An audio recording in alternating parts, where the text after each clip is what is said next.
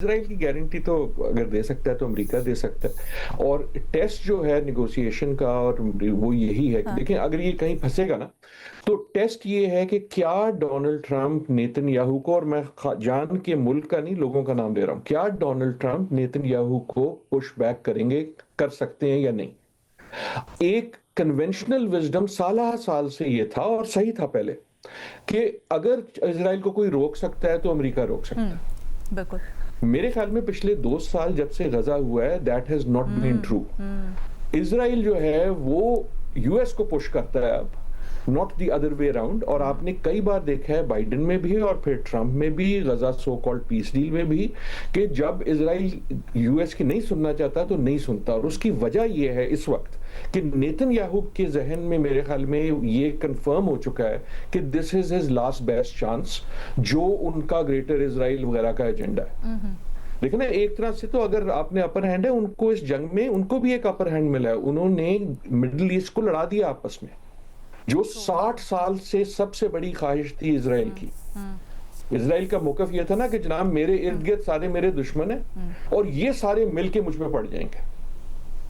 सो आप जब ये डस्ट बैठेगी तो बहुत सारी चीजें होंगी। उसमें एक चीज जो बहुत बड़ा एक शिफ्ट हुआ है वो ये कि हालांकि मेरे ख्याल में गल्फ स्टेट्स ने भी रिस्ट्रेंट दिखाई है और कुछ हद तक ईरान ने भी शायद रिस्ट्रेंट दिखाई है डिस्पाइट एवरीथिंग।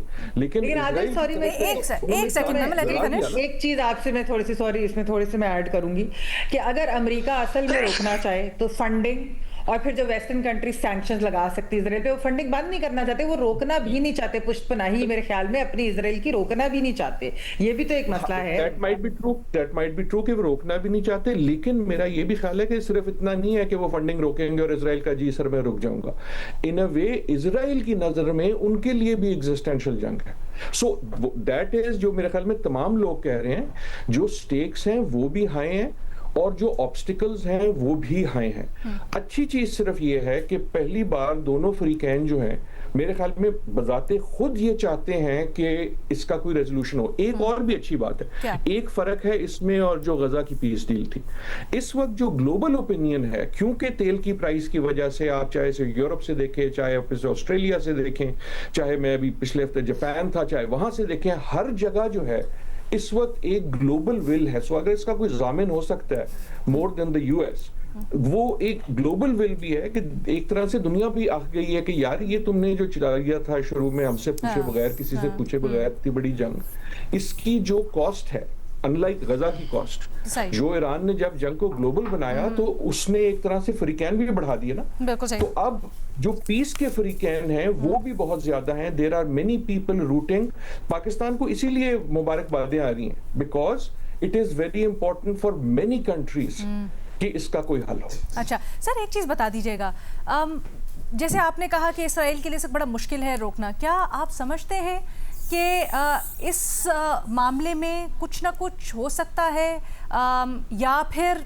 ये बहुत बड़ा स्टिकिंग पॉइंट होगा? क्या हो तो सकता है, हो सकता है और आई होप हो भी। मुश्किल का मतलब ये नहीं है कि नामुमकिन नहीं है। मैं ये कह रहा हूँ कि डोनाल्ड ट्रंप का टेस्ट ये है क्या वो रोक सकता है या नहीं।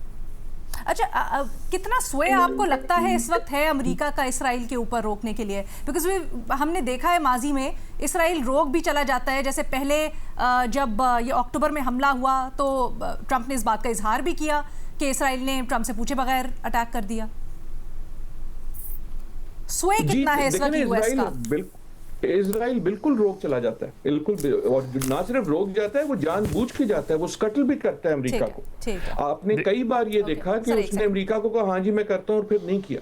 उन्होंने पिछली बार नेगोशिएटर मार दिए। इसमें इजराइल हर हद तक जाना चाहता है। आपको याद है कि कतर के ऊपर जब हमला हुआ था, जब कोई नेगोशिएशन करीब आती है सक्सेस की तो उसको कौन स्कटल करता है? तो देखें, पहली चीज ये है कि अगर टॉक्स नहीं भी सक्सीड होती तो हमें बहैसियत पाकिस्तानी इस यहां तक लाने का फख्र होना चाहिए, राइट? सो पाकिस्तान का मसला, पाकिस्तान का जो कंट्रीब्यूशन है टॉक्स पे लाने का है। टॉक्स का हल निकालना का जो रिस्पॉन्सिबिलिटी है वो अमेरिका पे है, ईरान पे है, खुसूसन डोनाल्ड ट्रंप पे है, for reasons that I mentioned. I think ये टॉक्स टोटली फेल नहीं होंगी। मेरा अपना शक ये है कि ना ये टोटली सक्सीड होंगी ना ये टोटली फेल होंगी, इसलिए कि ये दो ममालिक कम से कम चाहते हैं किसी किस्म की stepping back. Okay, so even अगर वो रैचेट डाउन हो जाता जी। है, I would still count it as a success.